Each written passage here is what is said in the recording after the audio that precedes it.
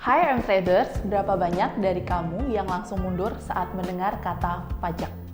Mungkin ini juga yang membuat banyak orang masih ragu mulai trading saham Amerika.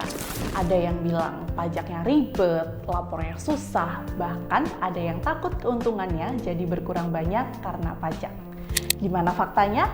Tonton sampai habis dan jangan lupa subscribe!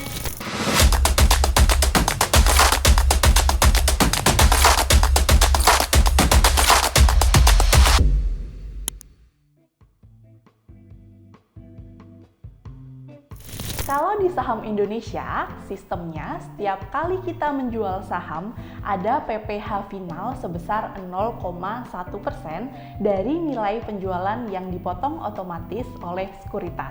Nah, saham Amerika berbeda. Keuntungan dari saham Amerika jadi bagian dari penghasilan yang perlu dilaporkan dalam SPT tahunan atau disebut juga pajak progresif. Begitu mendengar kalimat ini, biasanya banyak orang langsung berpikir, wah, berarti semakin sering trading, pajaknya makin besar dong. Jawabannya belum tentu. Karena sebenarnya pajak tidak dihitung dari jumlah transaksi yang kita lakukan. Misalnya, dalam 1 tahun kamu aktif bertransaksi. Hari ini beli Nvidia dan Tesla. 3 hari kemudian beli Google dan Apple, lalu jual Tesla. Minggu depan beli Microsoft, lalu jual Nvidia. Bulan depannya beli Amazon, lalu jual Microsoft. Dan mungkin masih banyak transaksi lainnya. Namun bukan berarti setiap transaksi itu langsung dihitung dan dikenakan pajak satu persatu. Yang dilihat adalah hasil akhir investasimu selama 1 tahun pajak. Biar lebih mudah dipahami, mari kita hitung pakai contoh. Misalnya, dari saham Tesla rugi 10 juta. Dari Nvidia untung 20 juta. Dari Microsoft untung 35 juta. Kalau dijumlahkan, total keuntungan bersih adalah 45 juta. Nah, keuntungan bersih 45 juta inilah yang menjadi dasar perhitungan.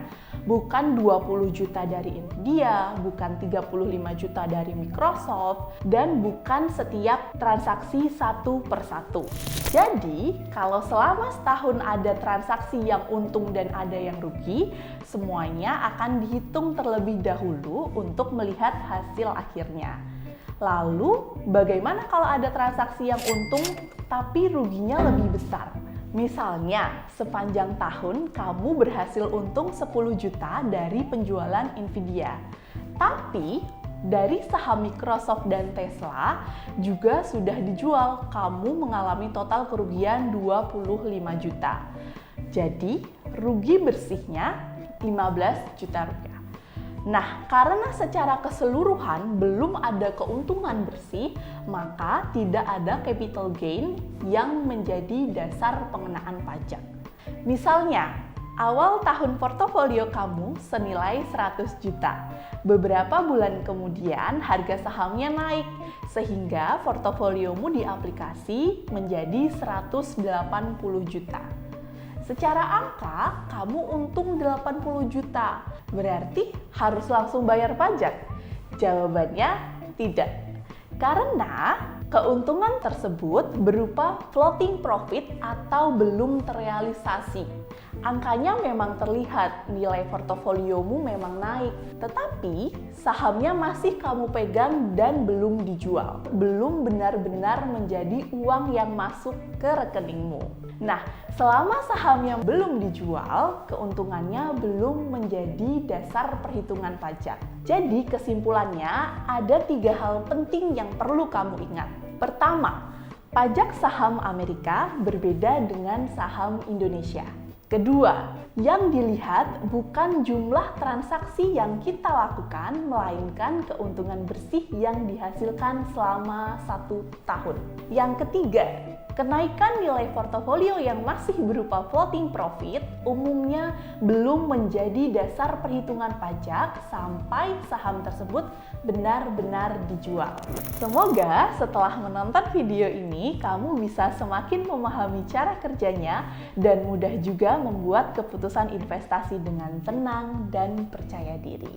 Kalau kamu mau belajar saham US dengan paduan yang lebih terstruktur, yuk join webinar M-Trade Start US bersama Miss Ellen May.